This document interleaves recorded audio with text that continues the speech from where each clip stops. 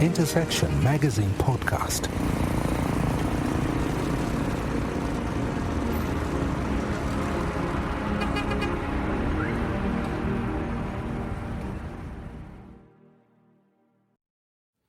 Welcome to Intersection Magazine Podcast. This week I'll be giving you a bit of an update in terms of some of the things I've been working on.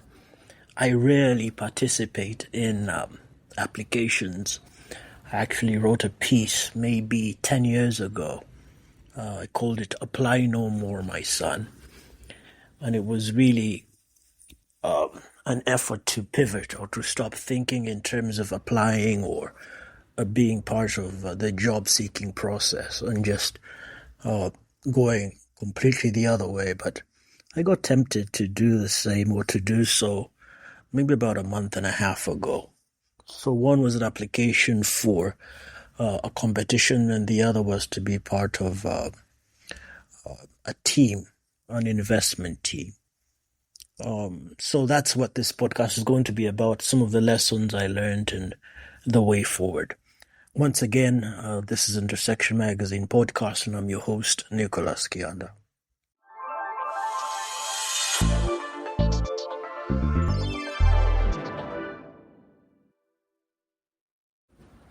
So, I've been working with a team, or thinking about working with the team and doing communications for them. And while I was doing that, I was encouraged to participate in a pitching competition. This was going to be my first. If you've watched some of what I've been trying to do, I've ventured into the media space through my podcast on the magazine. Some of these ventures have been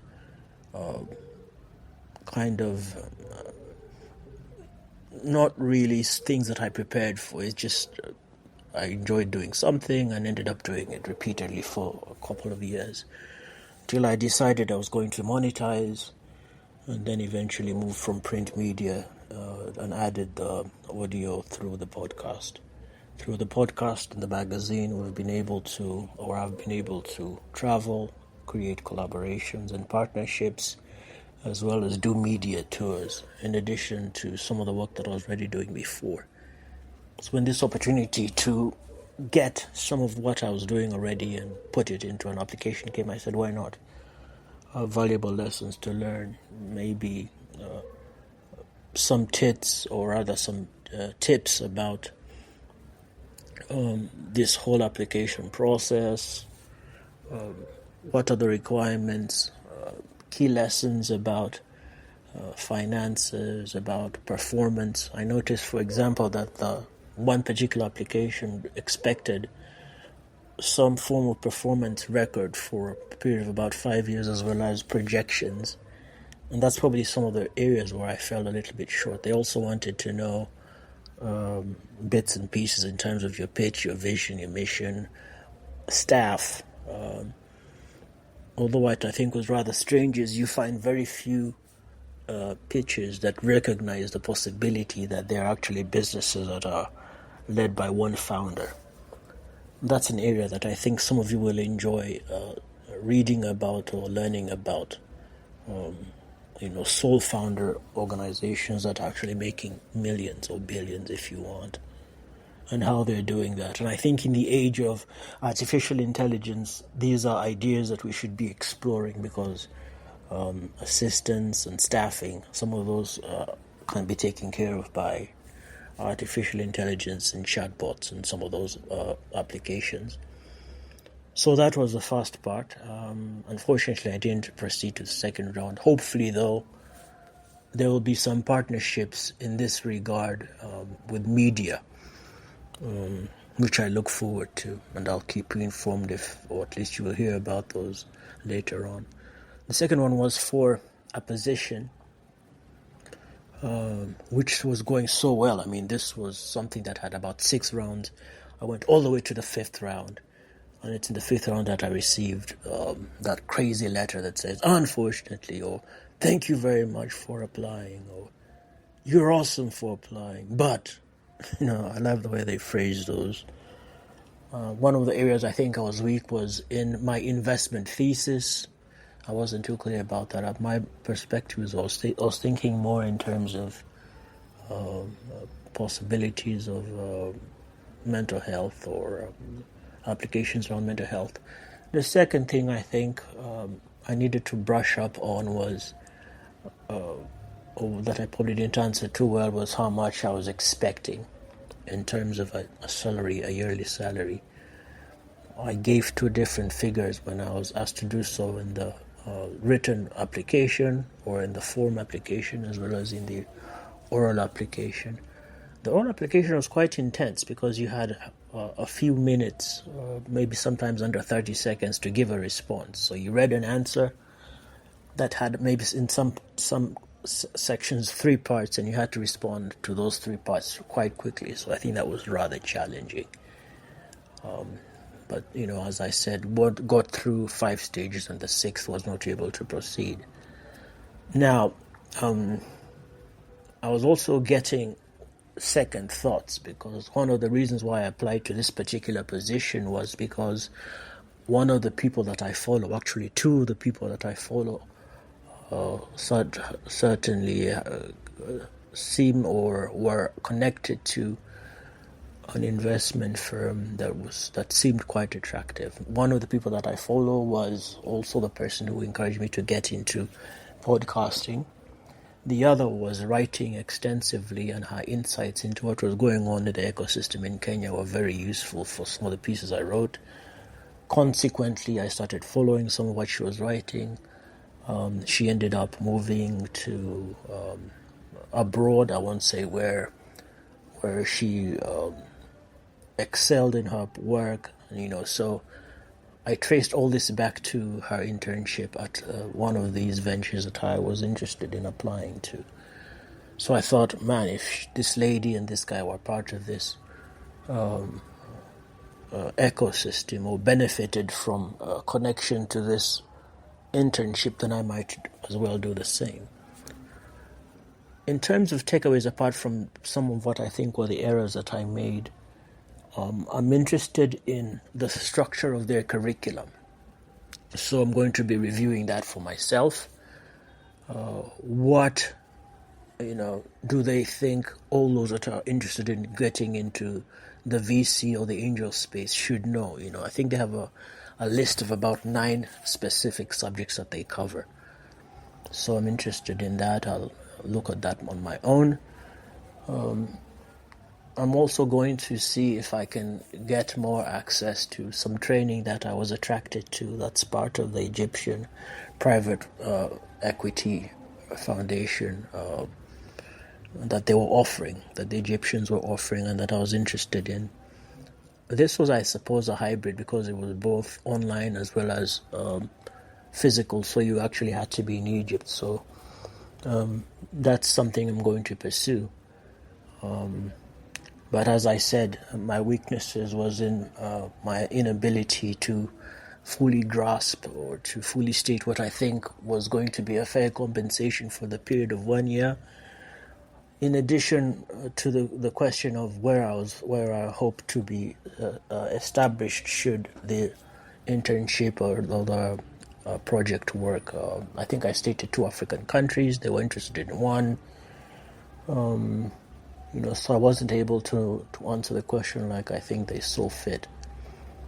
Anyhow, all that was taking place. I found out that the organization or the group that these 2 friends of mine had been a part of had gone through some financial challenges.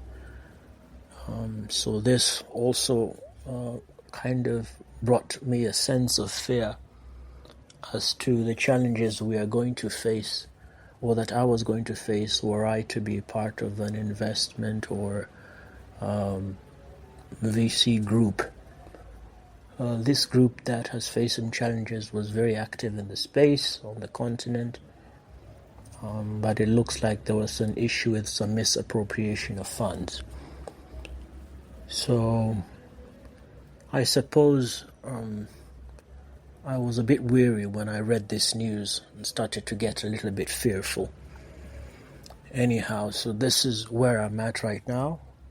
To be honest, it's been a bit discouraging, but it reminded me of where I started almost 12 years ago with the blog that I published, Apply No More, My Son. So that's really where we are right now. We are hoping and believing for a clearer, more accurate future, more projects, more investment. In terms of what we'll be doing, I started this whole idea of through the Hope First Finance. That's probably going to be my investment arm. What I did is we had established Hope First Group, which ended up being converted into Hope First Enterprises because our registration facility here does not participate or does not support the establishment or registration of groups, so we had to change it to Hope First Enterprises, which is has little branches underneath, from Hope First Training to Hope First Media, Hope First Publishers, Hope First Bakery, Hope First Films. Now, Hope First Media is pretty much the magazine, which probably would also fall under publications, the website company, the hosting company, a bit of consulting. I also do some portraits, digital portraits. I get images, I convert them to black and white, and then I recreate them using computer software like Zara and Inkscape, using vectors.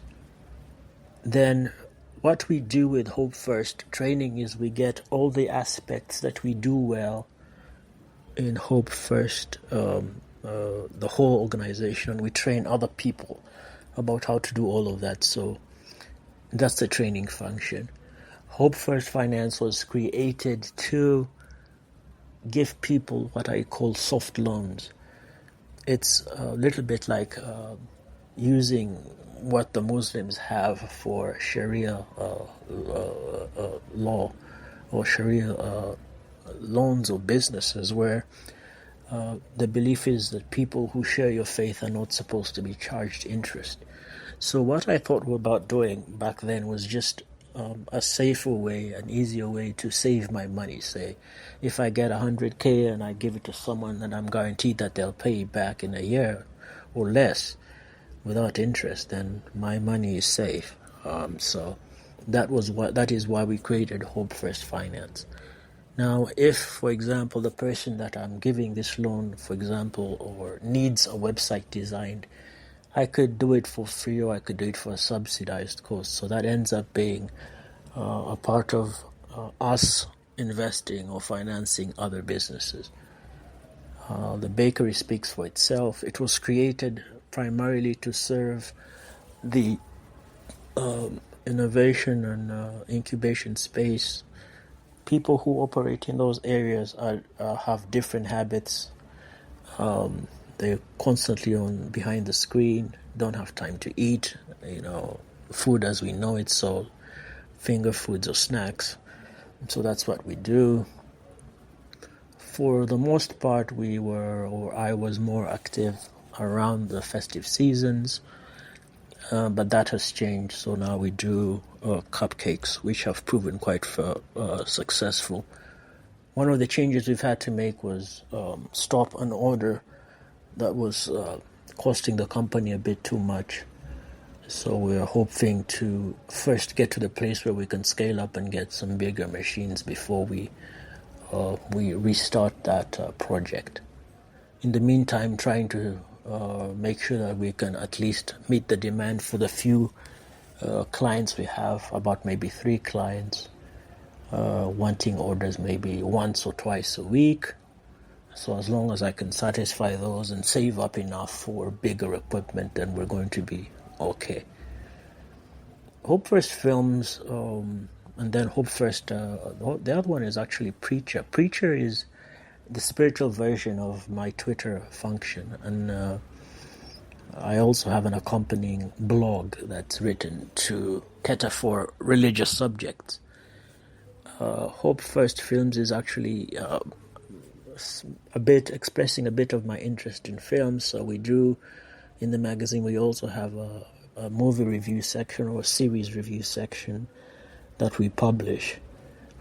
I believe in the universality of knowledge, so sometimes if I write a piece on technology or innovation, I'll put in an accompanying film or series that also captures the same ideas or helps shed some light on the ideas that we cover in the same subject. So that's why in the magazine you'll find a film section as well as a book section. That's really how I think, how I intend to proceed in terms of exploring investment as an angel investor with micro, I'll probably have to call it micro investment as I build wealth or generate wealth. So that's how the week has been, and I thank you for listening. This has been your host Nicholas on the Intersection Magazine podcast. Once again, thank you for listening and thank you for subscribing. Those of you who want to get access to our magazine can do so for just $24 for 12 months or a whole year, and we'll send it to your socials. Once again, thank you for listening.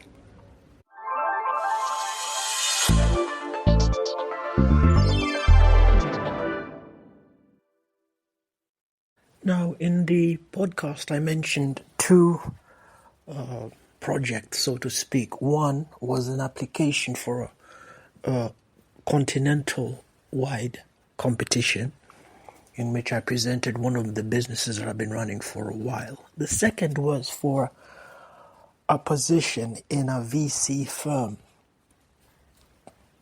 probably like a kind of like a mentorship or a fellowship. It's a I don't want to give too many details.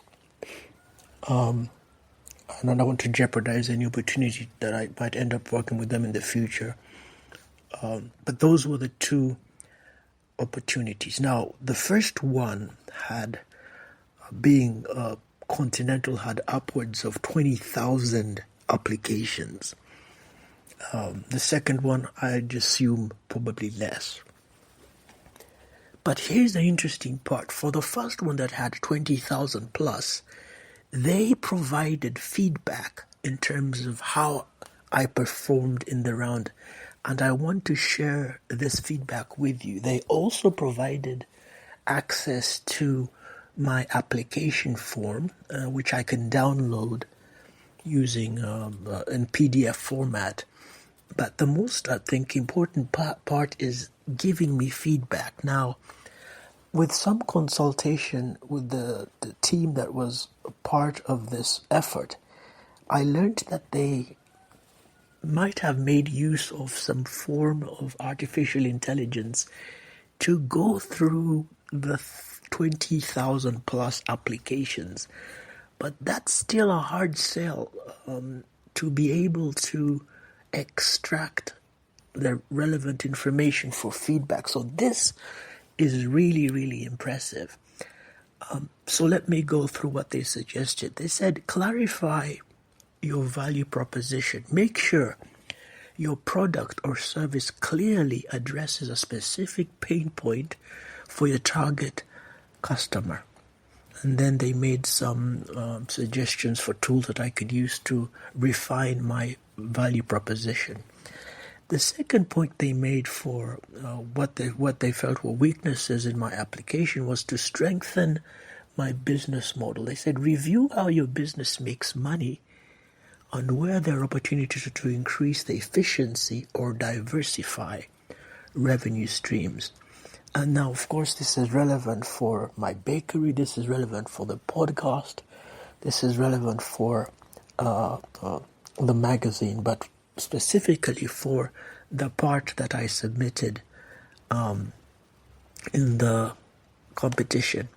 The third thing they said was focus on customer acquisition. And they said that growth often starts by getting your first 50 to 100 loyal customers. Now, to get those 50 to 100 loyal customers, the suggestion was to consider low-cost marketing channels. Now, as a side note, there is an individual who's active on social media, whose wife has started successful businesses, and he put on about maybe a month and a half ago, he sent a message to his followers and anybody else interested to apply for some funding. One of the criteria that he was using for considering those who would apply was he wanted people that had found innovative marketing tools or technologies or integrated innovative marketing into their business practice. So point 3 is a bit of a nod to that idea, low-cost marketing channels. So they suggest WhatsApp, Telegram, Facebook communities, partnerships with small businesses, as well as, of course, access to academies there's an academy they recommend for free digital marketing courses. Additionally, they suggested that I leverage free business tools. And these are tools that offer support. That maybe that means reading, or maybe that means a bit of mentorship. So the companies that she mentioned, or that they mentioned, are actually global existing companies. The third idea they gave was to build a strong support network. And this is for the purpose of learning faster as well as staying motivated. Fortunately, I'm part of a group already that does a little bit of that, Founders Lounge Uganda. It's about 700, 800 strong, although that might change. So they suggest you look for entrepreneurial communities, accelerators, virtual groups. And then, of course, one of the suggestions they made was, based on these ideas that they've presented, you can reapply next year or the year that follows. So I've been given quite a lot of homework to partake of, at least in that initial part. This doesn't cancel the ideas I had at the beginning, but it does help you understand why why you should be in the position, or why you should always align yourself with a psychology or a mind that's always willing to learn. I may not intend to apply again or be part of these kinds of application processes, but if the person who allows you or who gives you the opportunity to apply gives you feedback, then you best listen to what they have to say. So that is quite astounding, to give feedback when you know you've processed over 20,000 applications. So kudos to those guys, even if I haven't mentioned their name. So let me see how we can get back to you in terms of more feedback about how this process goes on. And so I'll once again thank you for listening. Thank you for subscribing.